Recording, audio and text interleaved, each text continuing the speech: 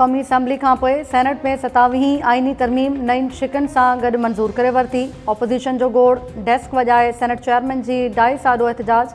Bill जूं कॉपियूं फाड़े छॾियूं। PTI वोटिंग जे अमल जो बाइकॉट कयो।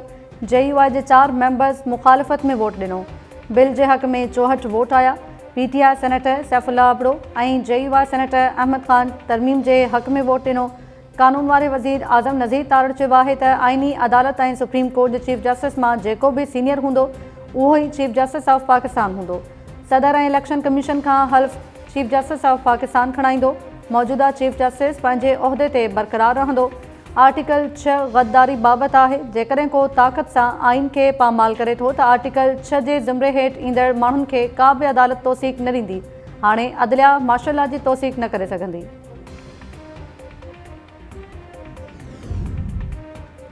असां अॻु ई चयो हो त 27वीं आइनी तरमीम में जल्दबाज़ी न कई वञे। बिल क़ौमी असम्बली में पहुतो त सभ खां वॾी ग़लती इहा निकिती त आइनी अदालत खे मार्शल लॉ खे बि तस्लीम करण जी इजाज़त आहे। ग़लतियूं ख़तमु करण लाइ ॿीहर सेनेट में आया। साफ़ ज़ाहिर आहे त 27वीं आइनी तरमीम में तकड़ कई पई वञे। 27वीं तरमीम दोखे ऐं कूड़ ते ॿधल आहे। तकड़ रुगो आइनी अदालत खे कंट्रोल करण लाइ आहे। हुकुमरान इतिहाद खे अडियाला जेल में वेठल शख़्स खां डपु आहे। PTI जे सेनेटर अली ज़फ़र जो सेनेट में ख़िताब। अली ज़फ़र चयो त हाणे सुभाणे इहो न चइजो त असां लोटाज़म ख़िलाफ़ आहियूं। अफ़सोस आहे त लोटनि खे हुकुमरान धुर हथी ॾेई रही आहे। आर्टिकल 63A ठाहे रहिया हुआसीं त सभिनी चयो हो त को बि चूंडियल मेंबर पंहिंजी पार्टी ख़िलाफ़ न वेंदो। अॼु हुकूमती बेंचिस ते वेठल मेंबर्स ताड़ियूं वॼाए ॿुधाए छॾियो त हू करप्शन सां गॾु आहिनि।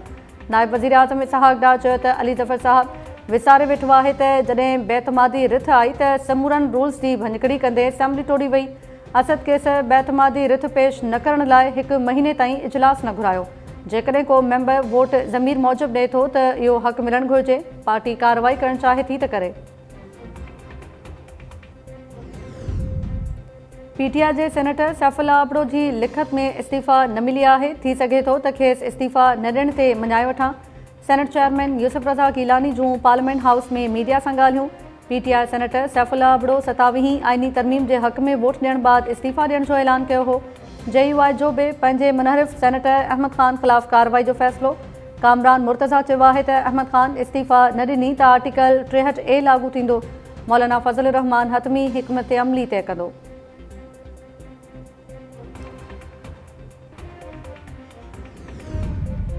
ऑपोज़िशन इतिहाद जे सरबराह महमूद ख़ान अचकज़ई सुभाणे खां एहतजाजी तहरीक हलाइण जो ऐलान करे छॾियो।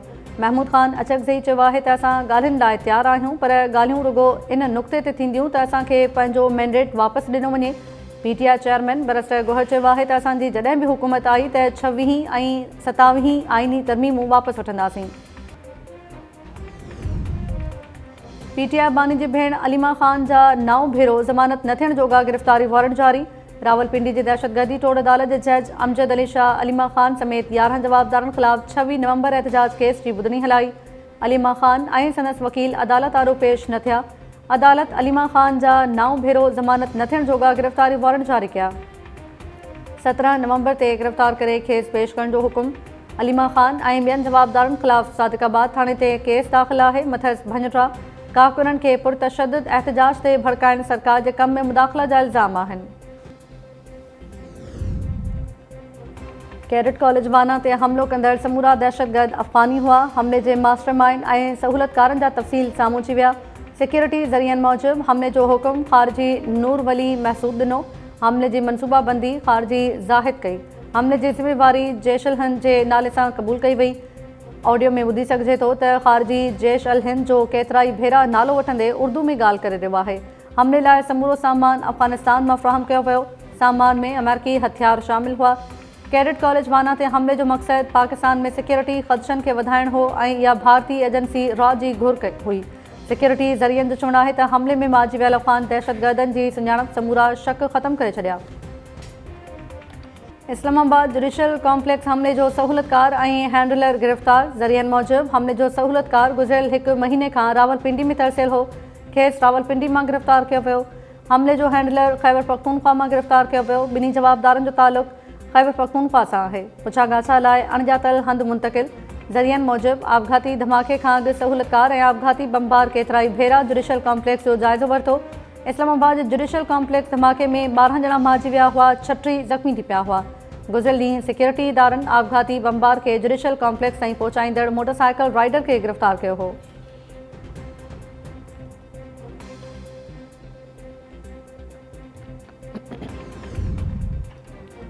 कराची में सेफ सिटी समेत ई चालान लाइ लॻायल कैमराऊं बि गैर महफ़ूज़। क्लिफ्टन में बिलावल हाउस भरिसां सेफ सिटी कैमरा जो डिस्ट्रीब्यूशन बॉक्स चोरी थी वियो। डीजी सेफ सिटी जी तस्दीक डीजी सेफ सिटी आसिफ एजाज़ शेख चयो आहे त डिस्ट्रीब्यूशन बॉक्स चोरी थियण बाद कैमराऊं बंदि थी वियूं। सेफ सिटी प्रोजेक्ट जे तहफ़ुज़ लाइ डिस्ट्रिक्ट पुलिस खे चयो वियो हो। PIG ॾखण असद रज़ा चयो आहे त वाक़ियो 6 नवंबर ते पेश आयो हो। वधीक जांच जारी आहे। चक भरिसां घर ते हमिलो, पीउ पुटनि समेत 5 ॼणा क़तल। पुलिस दावा कई आहे त ऑपरेशन दौरान हमले में मुलविस 2 जवाबदार मारिया विया आहिनि। ॻोठ बिजानजी में 10 खां वधीक हथियारबंदनि घर ते रॉकेट लॉन्चरनि सां हमिलो करे ॾिनो। घर धणी अब्दुल ख़ालिक शर, संदसि भाउ अब्दुल सत्तार शर, संदसि 2 पुट ख़ालिद ऐं राजा शर समेत महिमान अब्दुल जब्बार शर क़तल। पुलिस मूजिबि शर बडाणी तकरार तां वाक़ियो पेश आयो आहे। 18 नवंबर ते धुरनि विच में फ़ैसिलो थियणो हो। पुलिस जो चवणु आहे त वाक़े में मुलविस जवाबदारनि जी गिरफ़्तारी लाइ ऑपरेशन कयो पियो वञे। 2 जवाबदार मारिजी विया आहिनि। समूरनि जवाबदारनि जी गिरफ़्तारी ताईं ऑपरेशन जारी रहंदो। 2022 में ज़मीन जी मालिकी तां शर ऐं बडाणी धुरनि में तकरार शुरू थियो हो। ॿिन्ही धुरनि जा 18 ॼणा क़तल थी चुका। चक भरिसां हिकु ॿिए ज़मीन जे तकरार तां नींगर गोलियूं हणी क़तल। ॻोठ मज़ार ख़ान कुर्सी जतोई जे में नींगर ज़हूर पुट अलीगंज जतोई जवाबदारनि गोलियूं हणी क़तल करे छॾियो। पुलिस मूजिबि जतोई बिरादरी जे 2 धुरनि में ज़मीन जो तकरार हलंदड़ हो। 19 नवंबर ते फ़ैसिलो बि थियणो हो। नींगर जे क़तल बाद धुरनि में छिकताण वधी वई। इलाइक़े में दहका मक़तूल नींगर जो लाश अस्पताल मुंतक़िल कयो वियो। शहदादपुर में पुलिस जे मुबैना तशद्दुद में फ़ौत थी वियल उस्ताद अज़ीज़ जखरो जे वारिसनि क़ौमी शाहराह ते लाश रखी हल धरणो 22 कलाकनि बाद ख़तमु करे छॾियो। पीपल्स पार्टी जे अॻूणे सेनेटर इमामुद्दीन शौकीन अॼु ॿीहर हाला पहुची मुज़ाहिरीन सां ॻाल्हियूं कयूं। SHO ऐं अहलकारनि जी बरतरफ़ी ऐं गिरफ़्तारी जी ख़ातिरी बाद धरणो ख़तमु कयो वियो।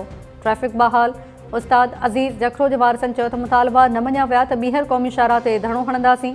उस्ताद अज़ीज़ जखरो जो क़तल केस SHO ग़ुलाम शबीर दिलवानी, अहलकार गुलू ज़रदारी, मरहम ज़रदारी, रफ़ीक उजण, नूर लाखो ऐं अमानुल्ला सांद ते दाख़िल आहे। शुरूआती पोस्टमार्टम रिपोर्ट में उस्ताद अज़ीज़ जखरो ते तशद्दुद जी तस्दीक थी हुई। टंडोलहियार में 9 महीना अॻु शादी कंदड़ नौजवान क़तल, ज़ाल गिरफ़्तार। अकरम कॉलोनी में घर मां नौजवान अली ॾिनो ख़ासकली जो फाहो लॻल लाश मिलियो। लाश अस्पताल मुंतक़िल। पोस्टमार्टम बाद मर्द वारिसनि हवाले कयो वियो।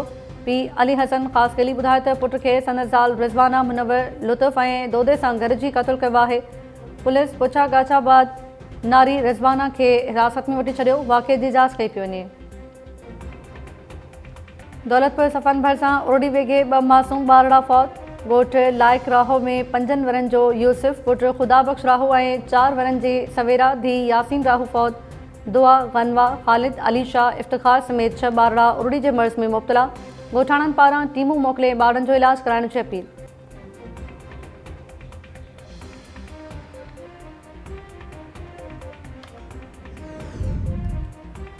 त्रिमुल्की T20 सीरीज़ में शिरकत लाइ ज़िम्बाब्वे जी टीम इस्लामाबाद पहुची वई। ज़िम्बाब्वे जी टीम अॼु आराम कंदी। त्रिमुल्की T20 सीरीज़ 18 नवंबर खां शुरू थींदी।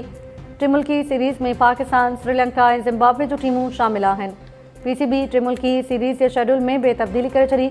समूरियूं मैचिस हाणे रावलपिंडी में 18 खां 29 नवंबर जे विच में खेॾियूं वेंदियूं। ऐं PCB चेयरमैन मोहसिन नक़वी जी ख़ातिरी बाद श्रीलंकन क्रिकेट टीम जो पाकिस्तान दौरो जारी रखण जो फ़ैसिलो। श्रीलंकन क्रिकेट टीम जे मैनेजर तस्दीक कंदे चयो आहे त को बि रांदीगर वापसि न वञी रहियो आहे। ज़रियनि मूजिबि PCB चेयरमैन मोहसिन नक़वी ऐं श्रीलंकन क्रिकेट टीम विच में मुलाक़ात 90 मिंटनि ताईं जारी रही। मोहसिन नक़वी श्रीलंकन टीम मेंबर्स जा समूरा ख़दशा ख़तमु कया। पाकिस्तान ऐं श्रीलंका विच में ॿी वनडे मैच सुभाणे रावलपिंडी में शेड्यूल आहे।